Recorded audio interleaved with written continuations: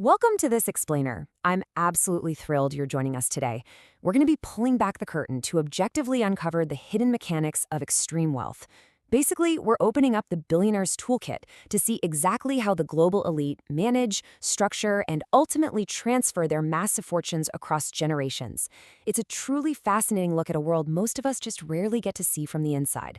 Let's get right into it. Just to wrap our heads around the massive scale of the wealth we're talking about, check this out. 45% of these single-family offices are actually still serving the very first generation of wealth creators. So we're not just talking about old money here. A huge portion of this capital is being actively structured right now, today, by the exact people who made it. Okay, so here's our roadmap for today. We're going to move chronologically through the modern wealth playbook, building a war chest, leveraging illiquid luxury assets, philanthropy as a wealth strategy, and finally, we'll wrap up with a step up in basis. Let's kick things off with Section 1, the Modern Wealth Playbook, looking closely at the demographics of extreme wealth management. To figure out exactly whose playbook we're actually looking at, we're pulling data straight from the 2025 Deutsche Bank Wealth Management Report. They surveyed 209 single-family offices all over the globe, and the financial weight here is just staggering. Over a third, 35%, manage portfolios over 1 billion US dollars. Another 27% handle between 250 million and a billion. And with 65% based in Europe, followed by the US and the Asia-Pacific region, we are literally looking at the absolute pinnacle of global private wealth. Moving right along to Section 2, building a war chest and the strategic use of leverage. You know, when most of us think of debt, we tend to think of it as a burden, right? But for family offices, debt is actually a highly strategic tool. A striking 61% of surveyed family offices globally view leverage as a strategic topic, or at least something really important for risk and positioning. They aren't just borrowing blindly to boost returns. They're doing it with incredible purpose. George Varoutsis at Deutsche Bank poses a fascinating question. He says, "Do I need a war chest?" And that's exactly what family offices are increasingly asking themselves. Basically, they want to know they can access funds to jump on an investment opportunity without ever needing to sell their assets. By setting up pre-arranged credit lines, these offices can pounce on distressed assets.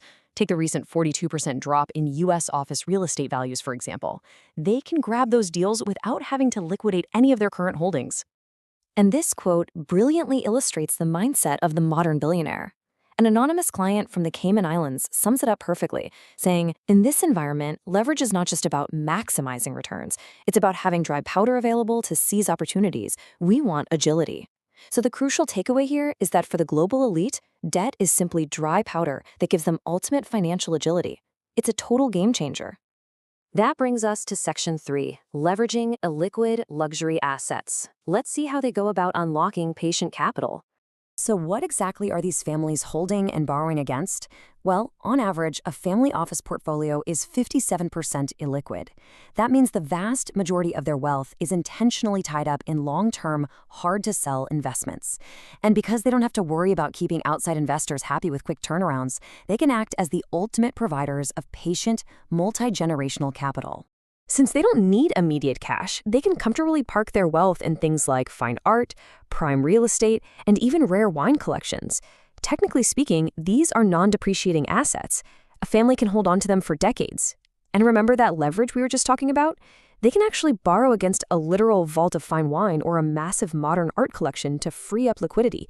It completely bypasses the need to ever sell off the asset itself. In fact, 61% of family offices globally hold these specific types of luxury assets. But interestingly, it's the U.S. family offices that really lead the charge in actively leveraging them. They're using these illiquid assets as pristine collateral to execute larger, much more complex deals. It's a way of constantly keeping their wealth working for them, in the background, out of sight. Now let's look at Section 4, philanthropy as a wealth strategy, focusing on the dual purpose of giving. The concept of philanthrocapitalism operates with a really interesting dual purpose. On one hand, you have the very real funding of development and societal causes for the public good.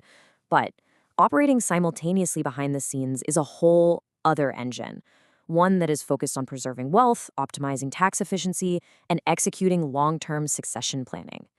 Basically, philanthropic foundations are utilized by the global elite as a powerful structural mechanism. Yes, it absolutely creates societal impact, but it also seamlessly integrates right into their broader financial and estate planning. This helps maintain dynastic influence and transfers both their wealth and their core values directly to the next generation. It's a highly sophisticated wealth management strategy when you really look at it. And that brings us to our final section. Section 5, the step up in basis.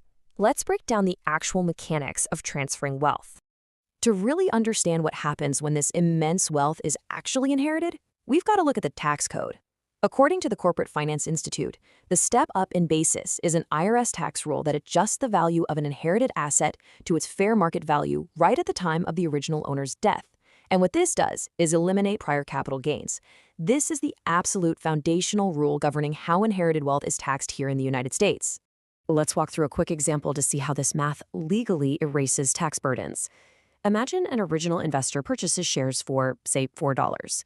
Years later, that investor passes away, and those shares are inherited at a current market value of $12. Now, because of the step-up rule, the heir's new tax basis automatically becomes that $12. This completely legally eliminates the $8 capital gain tax that was building up during the original investor's lifetime. Let's reinforce this with a real estate example, which I think makes it super clear. A mother buys a property for $30,000. Decades later, she passes away, and the home's market value has skyrocketed to $250,000. If her son inherits the home and immediately turns around and sells it for $250,000, he pays zero capital gains tax. Because his basis stepped up upon inheritance, a massive $220,000 gain goes completely untaxed. It's a huge deal.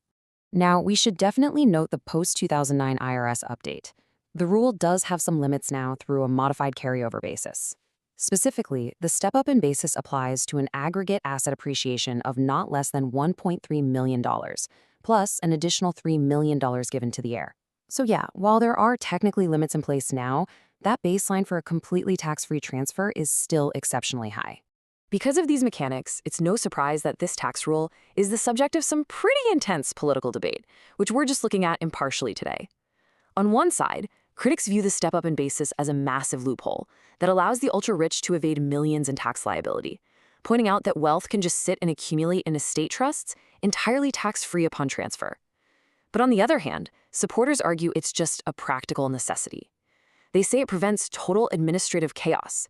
Imagine the poor historical record-keeping if heirs suddenly had to track down decades-old purchase receipts. Now, an alternative proposed by some economists is having lower overall capital gains taxes, but pairing that with the realization of those gains at the time of death.